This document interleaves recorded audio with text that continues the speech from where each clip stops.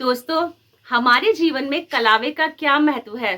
कलावे को रक्षा सूत्र भी कहा जाता है, ऐसा क्यों कहा जाता है?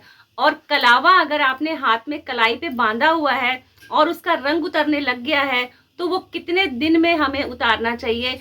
और कलावे को उतारने के बाद उसका क्या करना चाहिए? ऐसे कई सारे सवालों के जवाब मैं आज की इस वीडियो में लेकर आई हूँ। तो वीडियो को बिना स्किप कीजिए, पूरा देखिएगा, क्योंकि इसमें आपके बहुत ही काम की बातें हैं।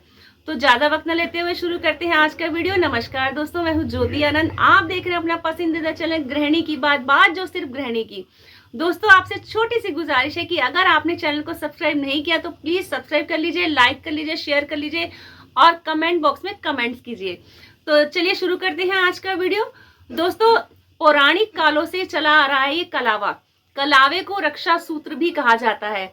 ऐसा कहा जाता है कि पुराने जमाने में, पौराणिक काल में, इंद्रदेव को इंद्राणी ने, वामन देवता हैं, उन्होंने राजा बलि को रक्षा सूत्र बांधा था।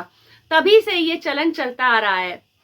रक्षा सूत्र को हमेशा जो है बुरी नजर और बुरी शक्तियों से बचाने के लिए हाथ की कलाई पे बांधा जाता है। किसी भी शुभ कार्य को शुरू होने से पहले, मांगलिक कार्य के घर में पूजा पाठ, हवन इत्यादि में हमेशा कलावे का यानी रक्षा सूत्र का इस्तेमाल किया जाता है हाथ की कलाई पे बांधने के लिए। कहा जाता है कि पूजा पाठ के बाद बांधा गया कलावा, उसमें बहुत सारी सकारात्मक ऊर्जा होती है, भगवान का आशीर्वाद प्रदान होता है उसमें। और जैसे ही वो हमारी कलाई पर आ जाता है तो हमारे जो घर में या फिर हमारे ऊपर कोई भी नेगेटिविटी शक्तियां होती हैं या फिर बुरी नजर लगी होती है, तो वो धीरे धीरे उतरने शुरू हो जाती है। ये तो रही एक बात। अब दूसरी चीज मैं आपको ये बताना चाहूंगी कि अगर आपने हाथ की कलाई में कलावा बांधा हुआ है और उसका रंग उतरने लग गया है, तो आपको वो कलावा हमेशा उतार देना चाहिए। कलावे को उतारने के बाद उसे हमेशा जल में ही प्रवाहित करना चाहिए या फिर किसी पेड़ की जड़ के पास उसे जमीन में गाड़ देना चाहिए। कभी भी उसे इधर उधर नहीं रखना चाहिए। कलावे को हमेशा 21 दिन तक ही पहनना चाहिए। 21 दिन के बाद कहा जाता है कि इसका असर धीरे धीरे खत्म होने लग जाता है।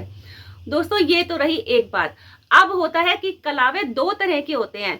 एक तो वो कलावा होता है जिसमें 3 धागे होते हैं और दूसरा वो होता है जिनमें 5 धागे होते हैं।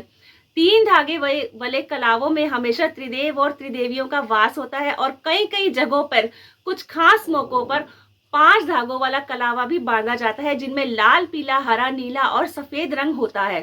कहते हैं कि 5 धागों वाला जो कलावा होता है वो खास जगहों पर बांधा जाता है किसी विशेष कार्य में, और इनमें क्योंकि 5 धागे होते हैं तो इनमें पंचदेवों का वास होता है। दोस्तों, अगर आपने हाथ में कलावा नहीं बांधा है या फिर आपका मन कर रहा है बांधने का और आपके घर में कोई भी शुभ कार्य या मांगलिक कार्य अभी नहीं है, लेकिन आप चाहते हैं कि आप हाथ में कलावा बांधे, तो आप उसे हमेशा मंगलवार और शनिवार के दिन ही पहन सकते हैं। और अगर आपने कलावा उतारना है तो वो भी मंगलवार और शनिवार का दिन ही होता है।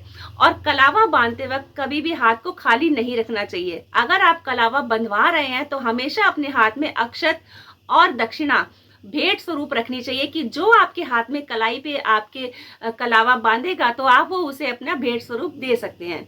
और महिलाओं को, शादीशुदा महिलाओं को हमेशा उल्टे हाथ में और पुरुषों को हमेशा सीधे हाथ में ही कलावा बंधवाना चाहिए।